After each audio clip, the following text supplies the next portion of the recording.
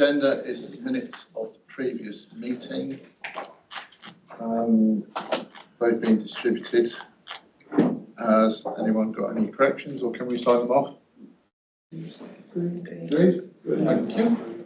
Item 2. Oh, yes, Councillor. Can I just mention again that it would be good if we could have proper minutes? Exactly. Like everybody, like other These are not meetings. minutes. Like other committees.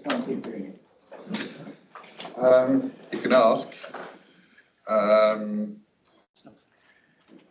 Let's just say discussions can continue.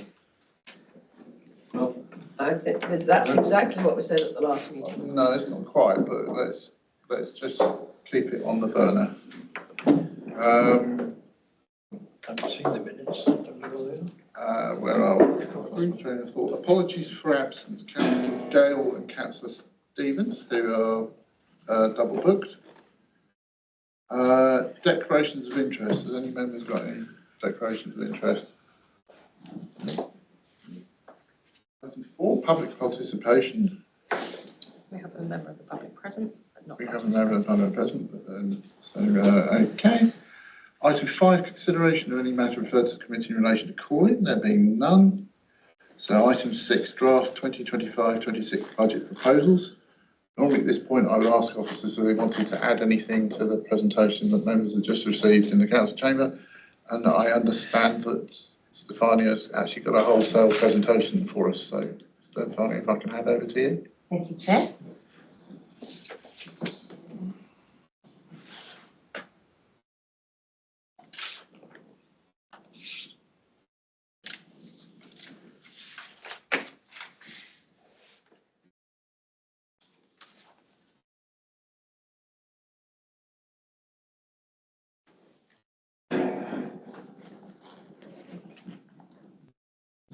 So I just wanted to give you a bit of an overview of the two main fees and charges proposals that were attached in the papers in relation to garages and garden waste. Just to give you a bit of a context, to give you an idea of the reasons behind and why we're proposing the way they are. So in terms of garages, the proposal is very strategic and is linked to the overall strategic objectives to make sure that we can look at the garage portfolio as a whole as an asset for us to continue to maintain and also to offer a good service and improve performance of the overall portfolio. The aim also obviously maximise income through particularly identify suitable sites, repurposing some of the sites as well. There is a massive amount of work that is going on in relation to garages as part of the strategic asset review to make sure that we identify the right stock for the right places and actually maximise opportunity for potential repurposing if that's the case. And finally, we're doing a lot of work in developing a new garages business plan that actually can set aside a pricing strategy so that you're going to be very clear about the kind of proposals, not just for year on year, but actually looking at why the pricing strategy could be set up. So this is just a snapshot of benchmarking, and as you can see, this is that the current charges in relation to all the councils, we're there or thereabout in terms of that. And in terms of the proposal, if you look at the proposal, the current is for tenant is 1430, the proposal is 1645. And so it's about not a massive increase, but in terms of overall figures and overall return on what's going to happen to us, it is going to be helping us to maintain the current team, for example, because the current garages team is actually funded from reserves, so we need to make sure that we're sustainable in maintaining that team and funding that team in a sustainable way, not from reserve, for example. And even with that, That's going to cost us about £125,000. Even with that, then overall, with the increase of the fees and charges, a modest increase, then obviously there's going to be a return of about 170k for the general fund, which is well needed, as you heard from Nigel about the issues that we're facing. So in terms of garden waste, the garden waste collections is very important. It is something that is chargeable, but reduces landfill waste, promotes composting. At the moment, it works on a fortnight chargeable collection using a tool under the 40 litres wheelie bin. The subscription rate is very good, considering that we deliver waste services to around 60,000 households. We've got a subscription of 35,000, which is about 50% of the household participation on garden waste. The reason for increase is simply cost coverage. It doesn't even cover the costs, and this is the kind of breakdown of the cost of the service. The service is costing us pretty much nearly £2 million. With the fees and charges increase, we're going to get to 1.5. So we're still subsidising the service as a whole with the current proposal. And this is going to give you an idea of the benchmarking. We are, if you can see on where we're at the moment in 24-25, we're at £50. If you can see from other services, we're pretty much, down to the bottom end.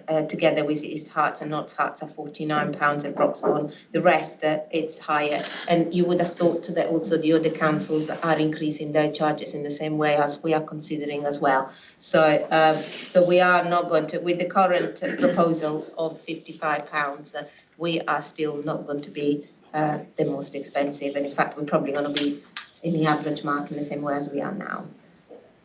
So this is a kind of a snapshot. I thought it might be helpful for you to see the context and why we're doing what we're doing. Councillor Taylor. Thank you very much. Unfortunately, it's too small for me to see, even with my glasses. So I couldn't actually see that. So what would have been helpful is to have been able to have a copy of it in advance, so we could actually see what the numbers and so on were. But thank you all the same. And I don't have a problem with the green bins going up £5. The rest of it, I'm afraid, I couldn't really see, but thank you. Some of the information is actually already included in the budget papers. I did see a bit of that, but it's not the same as the presentation. But I'm sure it can be provided down the track anyway. Definitely.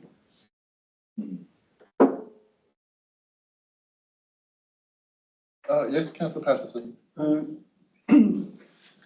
I know garages are ridiculously small for a modern car, so has there been any survey done out what they're actually used for? If they're not used for storing motor vehicles, it's used for something else. What that was generally. Thank you, Chair. Yes, it is anecdotal. There's not been a survey per se undertaken, but it is for storage household items.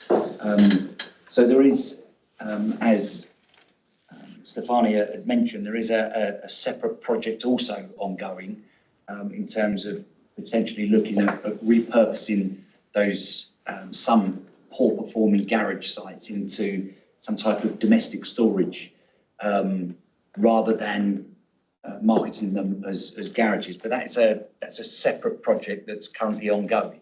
But yeah, the vast majority of the garages are not used for storing vehicles. It is household items. Which raises an interesting question, because I remember a councillor some years ago saying, particularly in relation to how much it was costing the council to maintain the garages, the best solution would be to demolish them and mark out parking spaces, which would actually be a way of forcing is the wrong word, encouraging people to use the land for the purpose it was intended. A financial cost to the council.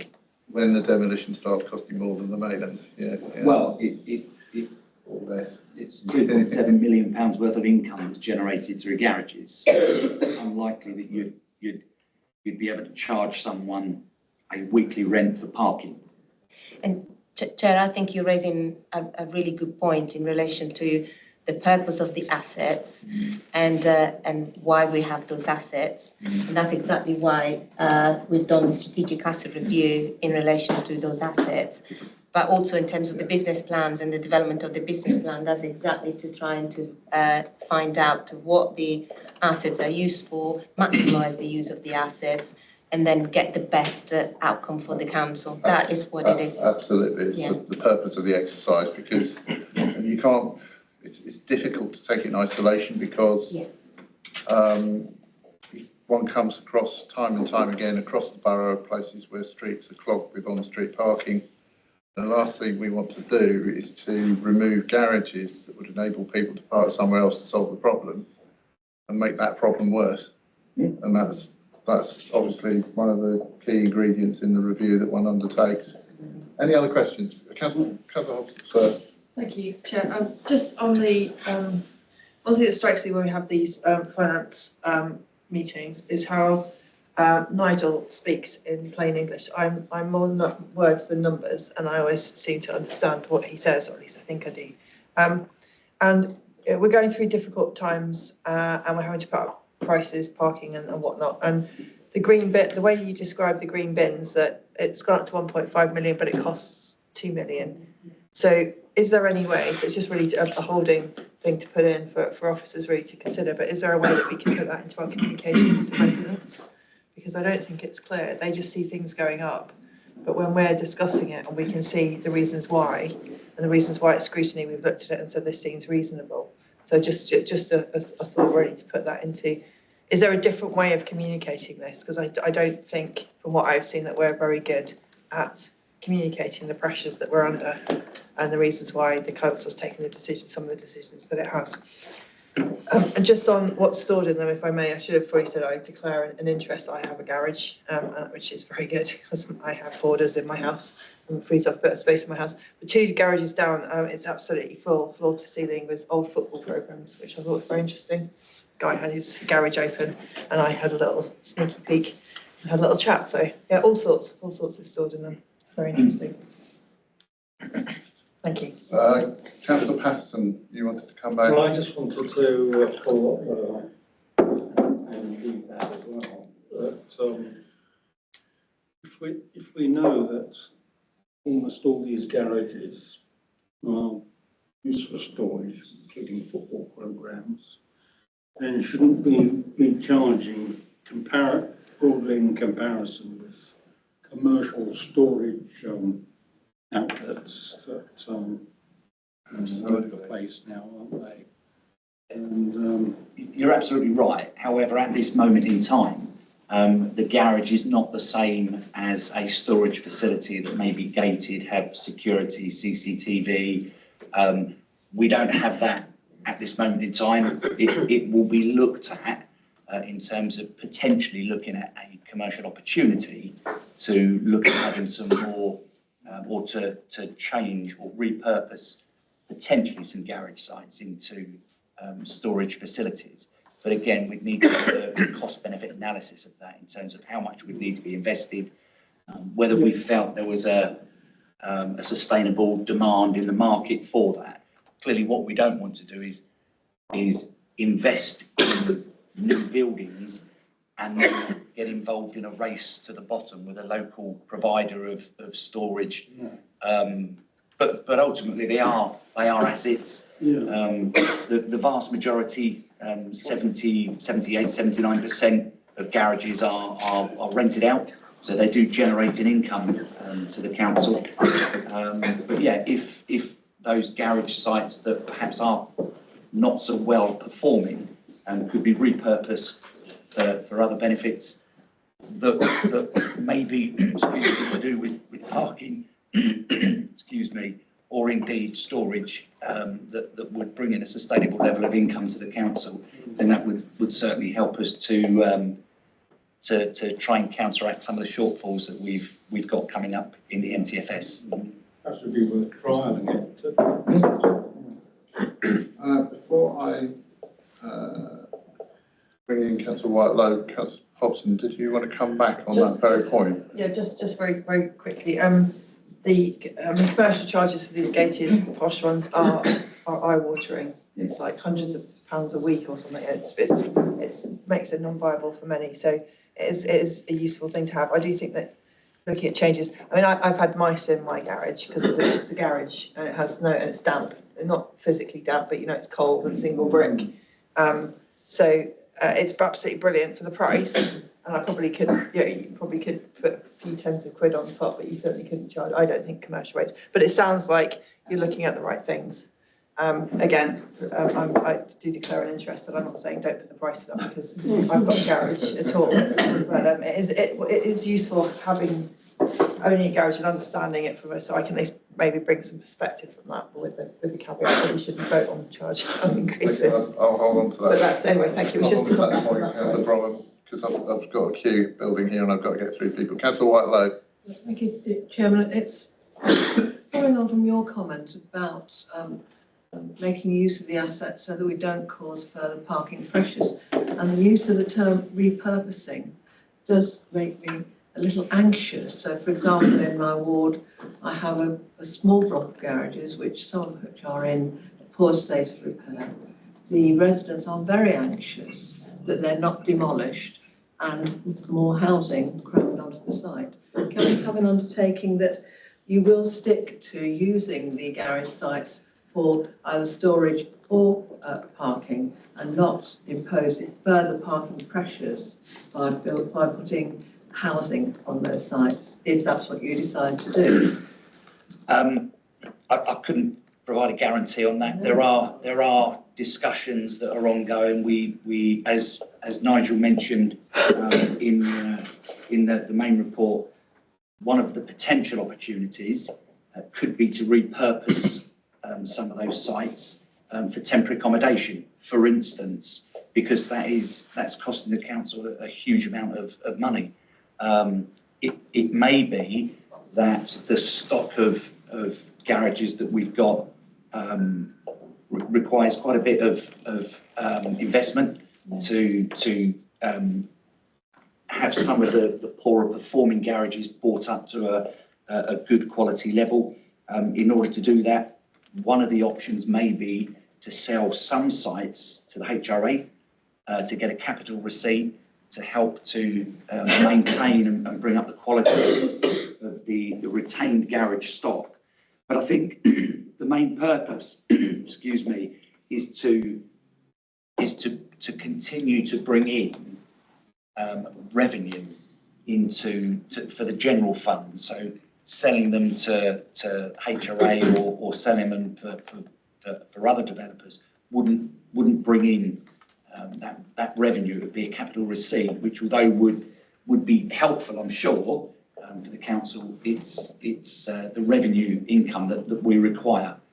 So it certainly wouldn't be a first choice to look at selling sites or constructing more housing, but ultimately, as a council, we have many requirements and demands on us, and ultimately members will make decisions in terms of how best to use certain land assets. Sorry, one at a time. Stefania, did you? Yeah, can I just also add, I just would like to reassure you members that this is part of exactly why the strategic asset review is in place, is looking at assets as a whole value and as a whole potential. There are some criteria that are used to then assess, for example, could this asset be best used and continue to be used as garages and be part of the portfolio and therefore be part of the garages business plan, or could it be used for other reasons, for certain criteria? Now, there also, if say one of the criteria is potentially could be seen as potentially areas for repurposing, that is going to also go through a very strict feasibility in terms of understanding whether that is a good idea for the neighbourhood, for the housing needs, etc. So at various steps there is due diligence in assessing the nature of the asset and what the potential of these assets is, and B, also if the decision is potentially to repurpose it,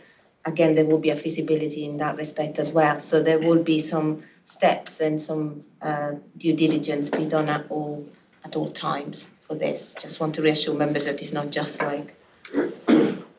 I would just add that, yes, of course, I understand the need to balance the books. However, we also have a duty of providing good quality of care and environment for our residents. And I'm, frankly, quite tired sometimes of the criticisms that are raised when developments are put into areas where there is just absolutely no room for parking. Because however much we might desire to encourage people to walk and cycle, we are still left with the residual problems of overparking in many, many areas. And I don't want to see the residents' needs subsumed by the need to balance the books. That might be very altruistic and pie in the sky, but that's my job, is to represent my residents as well as sit on this council and make decisions. Thank you, Chairman. Okay, Councillor Deacon was next. Yeah, mine's just totally different on the information on page 28. Is that okay to go into that now? I think towards the bottom of page 28, it probably the poor soul has put it together. The figures don't look right. The percentages, can you see where fifth from the bottom? It's just a minor point. The percentage, 614 to 625 is not a 602% increase, and then it's 78 to 165 is 0. It's very, very, very minor point. I don't know whether that. Please. We received the fees and charges from Watford very late. It is a formula issue. It will be resolved. No. I'll just probably try to show off that I got to page 28 reading it. But there was a reason. There was a reason for me to. On 28, I kind of skimmed through the numbers and I saw a 495% increase. I don't really know what that actually refers to, but it looks like an increase from 42 to 250. So it's just because it was a high percentage, I just thought I'd ask the question on why so high or why so low in previous years. It was very low in previous years, so that figure is based on bringing us in line with our neighbouring boroughs, being Watford, Hertfordshire, Three Rivers and St Albans. So all those groups that form part of the West Hertfordshire crematorium board. So fair enough. Sorry, it was against the topic of the discussion, but that's Well done for proving you read it. thank you. Well, enough, isn't it? Councillor Mitchell's next. I'm just picking up on something that's already been spoken about regarding the garage usage, but I do think very much we need to have a usage survey, because although we know that a lot of people use the garages for storage purposes, it's not always the case. And I definitely have residents in my ward in various pockets that are using them for vehicles. I don't know what size vehicles they've got, but they're definitely using them for vehicles, and they'd be really upset if that purpose was taken away.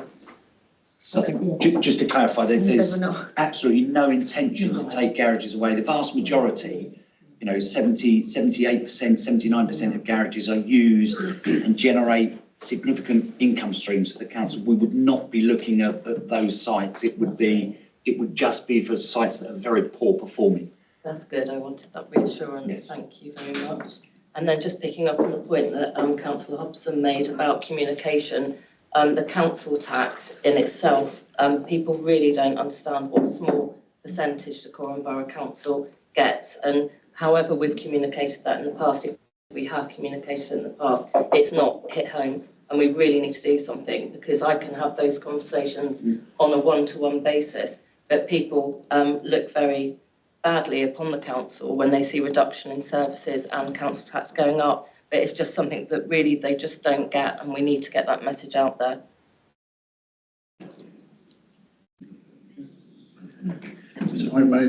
Councillor Brotman was trying to get you on to. Yeah, I was just going to mention about the garages and the strategic asset review, that there were creative ideas that still need to be explored, which will also fit in with the survey of what they're actually being used for. So subdividing them into units which are more suitable for storage for bicycles and things, and they could be made drier because the concrete floors often don't have a membrane in them, so it'd be better for storing the magazines or whatever. And more importantly, perhaps, there's the park house concept where you have electric vehicle charging, which we're going to need a lot more of, and even putting a shelter over the top. So looking at ways which we can then cost, which will be of better benefit for the residents and potentially provide better return on investment as well. Just asking my own question for a moment. Coming back, sorry, this is turning into a bit of an obsession with garages tonight, but we're doing it against scrutiny. Just thinking out loud, is it the case that the council could not charge for parking on an ex-garage site? Yep, if it's the council's land, they could certainly charge for parking. Where anyone could actually pay. Yeah, that's the concern. And then you've got to enforce that. Yes, because people will do anything to avoid paying for something. Point well made. I'm just trying to think of ways around it. Councillor England was waving a hand to try and... Well, no, I don't want to butt in. So No, I've finished. I mean, look, I think firstly on the general point of the garages, we've got a lot of garages, and so it's fair to say that those garages were all built at a time when cars were a lot smaller, and they probably were built for cars, because everybody thought, well, nobody's ever going to need to park on the side of the road because all the cars we have are going to go in the garages. We've moved a long way from there. What we need to do now, I think, is make sure we don't have one solution going forwards. There's an opportunity to have all sorts of different solutions, especially bearing in mind that what we've just heard in the other room, that the government is giving councils less and less money. So the onus is on us, and there's nowhere else to look. We have to either get it from parking charges, or we have to find some other way of getting it. And to echo what Councillor Brougham said about parking houses, that could be part of the solution. Electric vehicle charging near people's homes is something that lots of people who live in flats won't have, and so there might be part of the solution there. I just think it's a big mix of things, and actually I would say that there are times when housing is the right thing to do. I mean, the other day we went to Randall's Rise, the 400th social home that Decorum's done in the last 9 years. And that is, if you haven't been there, I really encourage you to go and have a quick look, even just at the outside, because it is a beautiful building. It's not you wouldn't necessarily think that it was social home. And that uses a space which previously was garages with the small studios on the top, and it wasn't particularly attractive part of town. And, so I think diversity, we love diversity, don't we? Thank you. Any other comments on the budget or presentations? Or... Can I just make one comment? I noticed under pest control, rats, it costs £140, it's gone up to £145 for 3 visits, and then rats, 3 visits with a decorum card is half price. What is decorum card that allows you to have a half price rat control? Sorry, could you show me the Page 35. 35. Is decorum card not the card given to residents who are on lower incomes? Yes, I think it's a concession, isn't it? I was waiting for the answer to come from... Oh, sorry. It's a concession. Yeah, I did know the answer, but I was waiting It's a concession. Sorry, I just wanted to see the line to make sure that I understood right, but it's a concession. A concession? Sorry, yeah. It's a concession. On what basis? So there are certain residents, if they're on certain forms of benefit, they can apply and get a decorum card, which gives them some discounts for services that the council offer, but also some other external companies also sign up and allow discounts through them. I remember when we set the rats, apparently. we set the scheme up about 22 years ago, so I do remember setting it up. Yeah. In the midst of time. Thank you. Any other questions? No? Oh, Councillor Patterson? On that same page, and this is controlling wasps hornets has gone up by 100%, which is far greater than any of the others. Is there a particular reason for that? So yes, so there is an attempt, like with everything we do, is to be and remaining cost neutral, and also by looking at benchmarking and what the other councils are doing. So this year we've done the review also for some of those charges. So that puts us in line with other council or with the market, and also make sure that we can break even within the service. Okay, in which case, I think the thing is to note it. We have got a further review of the budget into the new year, but for now, are members happy to note the budget and the reports and the discussions we've had? Okay, thank you very much. Right.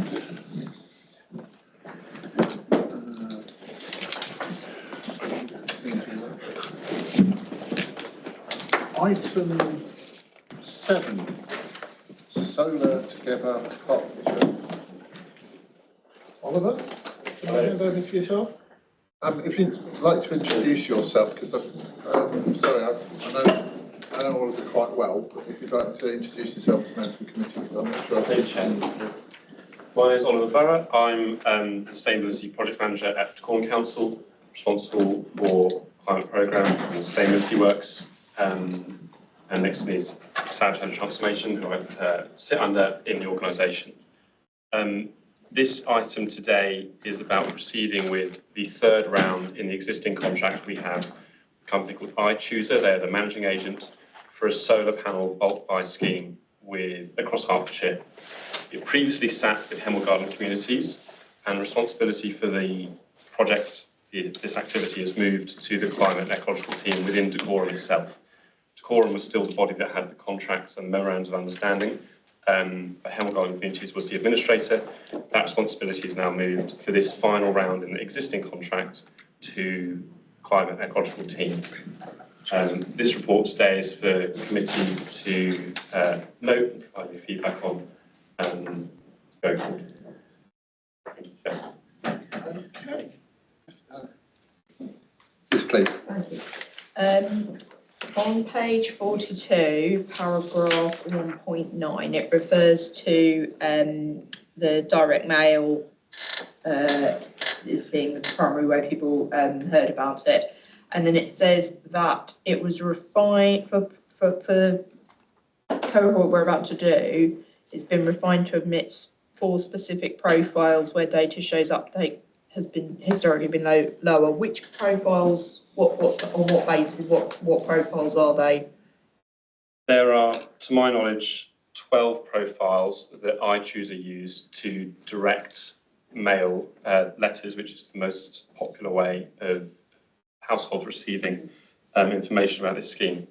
I don't know which 4 have been removed. The reason why they would have been removed is because they did not receive very high registration or interest from that type of demographic or that type of household. I guess what I'm trying to get at is I want to make sure that we're not excluding people who might actually, want to know about it on the basis of, kind of statistics rather than hard evidence, and also making sure we're not, kind of excluding particular streets, or I don't know if it was done on the basis of postcode or on the basis of age or ethnicity or income or what, but it would be useful to have that information if possible. Thank you, Councillor. It's arranged on the ability to pay. Right. The scheme is a discounted solar panel bulk buy, and it requires household investment, household spend. It's not done by ethnicity or other considerations like that. As do you want to say? Yeah, we can look into the details and come back to you, but just to clarify, this is in relation to the direct mail. There will be generic promotion as well, which will ensure that everybody is aware of the scheme. This is in relation to specifically what gets the most value in terms of the direct mail shops. That does make sense, yeah. Thank you. Chair, can I just clarify on that? The targeting is by Mosaic, which is I think it's been around for decades, which is a way of profiling different households according to all sorts of factors, mainly socioeconomic income. So the idea is to identify the places, the homes with ability to consider this, and therefore not to like waste time talking to people. No, I can understand that. It's just, you know, I mean, for example, disabled people are more likely to be on a lower income, but then they may also have access to grants or, you know, support from family or something like that. So just, we'd just be interested to hear a bit more. Thank you. At the risk of, sorry, Councillor Deacon, please. Yeah, so I've got a few questions. I'm so sorry. I don't really understand, and I maybe should. What is it you do? Is it for this Decorum Homes to come to this company for cheaper solar panels or better advice, or? It's not for council homes, Sorry, Decorum residents, I meant, sorry. The scheme is run by us on behalf of Hertfordshire. So there are memorandums of understanding between the different councils across Hertfordshire. It's for private households, and the mail shot, the communication campaign, which Saj mentioned, goes across various channels, is to raise interest across households in Hertfordshire. They register their interest with iChooser, which is this managing agent, and they put in contact surveyors to go have a look at these sites, these households that have registered their interest and then want to continue down the process once they're presented with the kind of desktop survey of how much it might cost and the time it might take. Those households then have access, because of the volume of households engaged in this process, to a discount on their solar panels because they've got 500,000 households engaged. You've got a certain amount of suppliers, and because they've got guaranteed level of business coming their way, there's a discount applied to that. I believe in the report it mentions previous levels of discount applied in cohorts 1 and 2, and I think between 22 and 36%. So it's a significant discount aimed at that sort of household. Right, and my last question, thank you, is, isn't it unusual that the first 2 rounds of discussions were dealt with garden communities, and now the third is with us? What's the reasoning for that? I don't know. The reason was that Howard Garden Communities is involved in the local plan process at the moment, and they didn't have enough resource to do this particular round. It made more sense for us in CEE to govern this, given it's explicitly about reducing carbon emissions from the borough and the county, and there is a low administrative task for the climate team. The managing agent iChooser, which we're already in contract with, does the work between householder, supplier, that middleman position. We are the council, the lead partner of the councils. Thank you very much. Thank you. That's a problem you wanted to get a word in. Yeah, it's just a bit of information that would be useful. So the iChooser pay up to £75 to Decorum for each installation. So less if it's less than 300 installations. Do we know roughly how much they charge to the installer for each of those pieces of business they get? I can investigate for you and get back to you. The other, sorry, Councillor Smith. It's just another thing. Is it still the case that solar panels can't be installed on a listed building? Is that right? Or area of conservation area? Or Philip has left. Yes. I believe the listed status is a big obstacle to installing anything to do with energy efficiency and renewable generation, not just solar panels. I think I can provide the corroborate. Check, that's right. And the conservation area, is that the same thing? It depends on the status of the building and where it is, because not only do you have listed buildings, you have conservation areas. And you need to, certainly with a conservation area, you need to demonstrate it's not going to harm the conservation area. And with a listed building, you've got to indicate it's not going to harm what's called the catalogue of the listed building. So you certainly need to get pre-application device, if not actually permission. I'll also add that given the nature of a listed building being old, you'll need to do a more detailed survey into can the roof take the panels. Well, this kind of leads neatly into my question, because at the risk of revealing my own circumstances, have you guys got any data for the people that have signed up for this, been really keen, wanted to do it, and then found that their roof couldn't take them? that people who had registered interest and then dropped out the process had done so for structural issues of the property. Yeah. I can investigate that for you. That'd be good to know that I'm not the only one. The biggest reason for dropping out was increase in cost, or perceived increase in cost. Because I would have been the first one in the door, but unfortunately I've got an old house and I'd have to replace the roof, which is a nightmare. Anyway, councillor Deacon.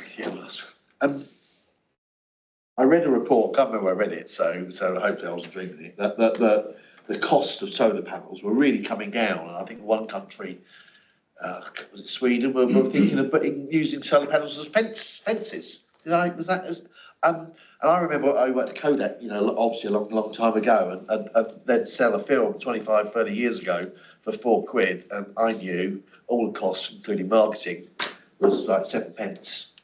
So, is the industry still heavily overcharging? And how comfortable are we getting in bed with organisations if that's the case and using our reputation? Although I'm very interested in this discount. The iChooser has been doing this with councils across England and Wales, centred around southern England. They're a very trusted managing agent, and they only go with accredited suppliers and installers. Customer satisfaction is very high. I can get that exact figure for you on, they've got a customer satisfaction scale. So I trust that's fine. That's fine. Okay. But the price is not going to start shooting down anytime soon that we can predict. I think you'll find that first off, the one way of ensuring the solar panels don't happen is not to do this. And secondly, there are other costs associated with doing solar panels on a roof. So, for example, you have to pay for the inverter to be replaced every 10, 15 years, which can end up costing more than the panels themselves. So there's all sorts of other issues involved in it as well. Councillor Ingham. Just a bit of a comment on this. To some extent, the talk about the relative cost and the falling costs of solar panels is a bit similar to how everybody talks about AI all the time. It's a bit of a meme. There is a lot obviously involved in installing, and there's a lot of the principal reason, as I understand it, for Solar Together is to provide a way of giving confidence to people who otherwise wouldn't do it, because they don't want to deal with the technical question, and the last thing they want to do is to get into bed with somebody who is going to rip them off. So it's the principal reason is that there is a level of assurance the council is involved. It was described to me by iChooser as it's not cheap. It's not, if you want the cheapest, then you go and you negotiate and you rely on your own level of risk. But it's a way of encouraging people who are on the brink and thinking about it, and they're like, I'm going to do it because I know I'm in safe hands. Thank you. And certainly the more solar panels we can put on the roofs of existing buildings, the less reliant we'll be on solar panels in rural locations.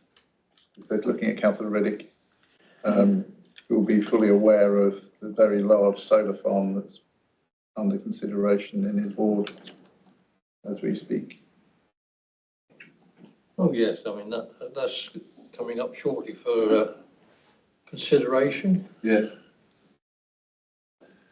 Okay. Any other questions?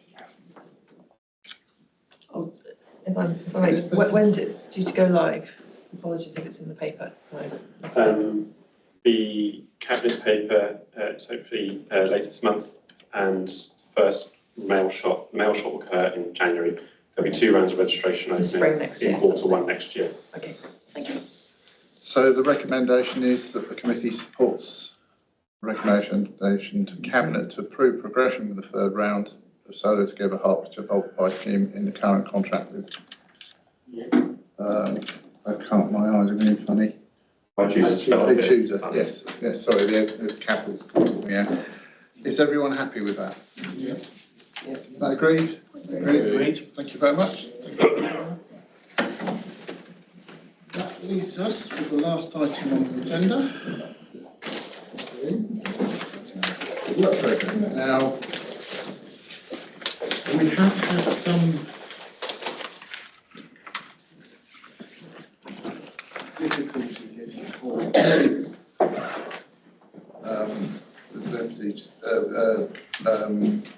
The strategic director on planning to really get a grip on the planning items. But that's work in progress, and we will come back to you in terms of how, so at the moment on the planning side, certainly we're doing everything on the Heath. But down the track, we plan to sort that out. Has anybody got any suggestions for any additions or changes? My only observation is I think there was, the next few meetings were looking quite full. Yes.